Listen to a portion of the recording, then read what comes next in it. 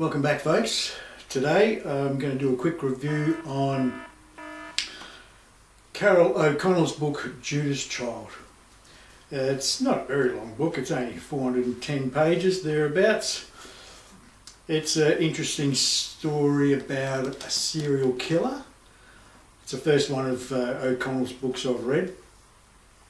Again, one of these bargain basement books that I've found for a couple of dollars just to try out a new author. It wasn't too bad. It kept me going. I did enjoy it. There was probably just a couple of points I want to mention, which I've dog tagged in the books, which I'll refer to every now and again. But let me just read the back for you. It says, a menacing and unsettling thriller set against a mysterious winter landscape that reflects the cold heart of a serial killer. A backdrop of a small town life where everyone believes they know each other's secret histories. Suspicion and mistrust bloom like rank weeds. We eavesdrop on the harrowing tribulations of two kidnapped girls, and as the hunt intensifies, it becomes clear that everyone involved has their own agenda. Self-justification, revenge, even love have their strange and twisted roles to play. O'Connell is a consummate storyteller. That's by author Val McDermid, who wrote from The Express. Val McDermid, yeah, I'm pretty sure she wrote Blood is in the Wire and some of those things, I think, off the top of my head. I think that's the right person I'm thinking of. Look, anytime you involve police in a story, I always get a little bit miffed at sometimes how the authors portray the police, and O'Connell has done it as well. I don't know what it is, why it has to be done, but some of the police in this book are just portrayed to be complete idiots. Not the main character, but just some of the side characters. I suppose it's just to give it a bit of joviality, or I don't know. I'm not really sure why they do it. There's probably a few reasons why they do it in TV shows, for a bit of humour, or make a scene work, or for the evidence to get lost, or there's a whole bunch of reasons why it's done. But I don't know. The main characters all work reasonably well. The story of like two girls go missing, and I don't want to spoil the ending, but I was a bit dubious of where it was going to go, and I guess I'm sort of satisfied with the ending because, well, maybe I just can't really say much more. I don't want to spoil it. I don't want to spoil the whole story. But some people may not like the ending. I like endings to be a bit different to how some people might want it to be, put it that way. Anyway, one of the people in the investigation team is a twin brother of a girl that went missing years earlier and was killed by the serial killer, and turns out obviously it was the same serial killer. And some of the characters involved are interesting. There's a priest that's been jailed for offences, and is he guilty, is he not? It's hard to talk about a book without giving away too much. But look, it's a good read. Let me just refer to some of the things that I marked. One of the points I wanted to raise in this, there was a moment in this book where all these cops, while they're working, or the team of investigators, they're just getting this investigation going, and there's a young boy that goes to this special school, and he hasn't talked for a long time to anyone, except his very closest carer. But the policeman, whose name is Rouge, interesting name for a guy, Rouge Kendall, he wants to get to know the boy because the boy has some insight into what happened to the two girls. So obviously Rouge wants to get him talking. And it's taken a while, but eventually that happens. And in the process, one time after a meeting in the police offices, Rouge sees the young boy outside, and then one thing led to another, and a ball gets thrown, and a bit of sharing with a baseball, and then another cop comes in and joins it, and next minute they're all on a field and all playing baseball, and it was so unrealistic. It was stupid. It was just really dumb. It was trying to be a feel-good sort of thing to bridge a gap and get the kid talking, which is fine. But all the coppers started acting like it was just too unrealistic, you know, buddy, chummy American baseball-y. It was just stupid. But anyway, that was just something that happened in the book. Let me read another thing here.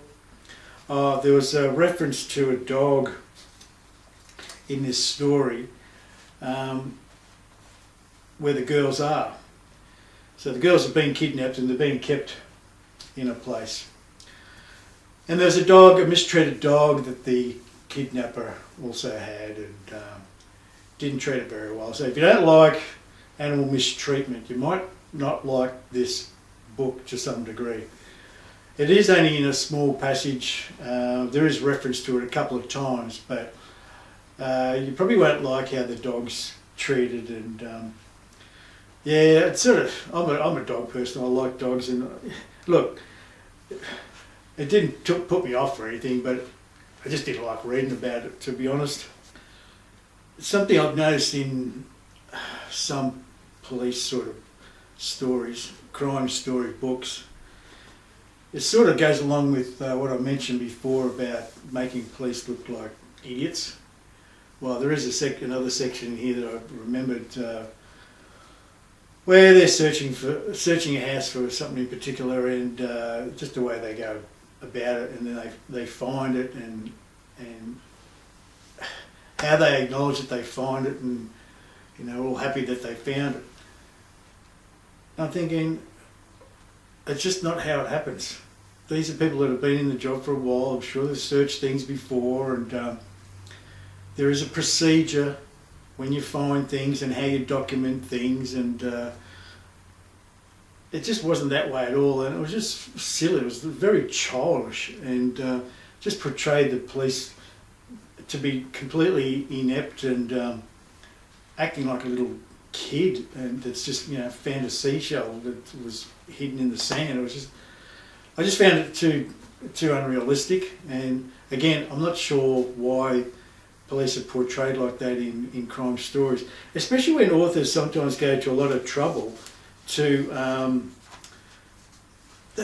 they do get lots of details about how things are run sometimes, but some authors, they do go into finding out how things are done, and then they'll throw in some stupid, childish, unrealistic viewpoint, and I don't know why it's done like that. I can't explain it. Is it just for entertainment purposes? I mean, I know a book is supposed to be entertainment, but you know, we sort of want realism, even if things are a fantasy or whatever. You know, we all watch Star Wars and all those different movies and different things. We know that it's not real, but we hate it when some unrealistic thing happens. You know, where it doesn't make sense. So I don't know why authors do that sometimes. And also in the book, it's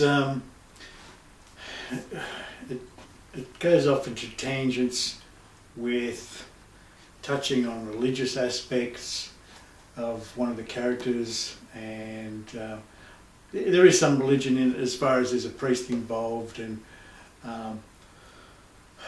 but that's just one thing. That's not too hard to understand. But then I don't know. I got a little bit confused towards the end when one of the main players, who was a psychiatrist, didn't want to divulge his patient's secrets, which is fine. I know that's ethics and all that. That's not an issue.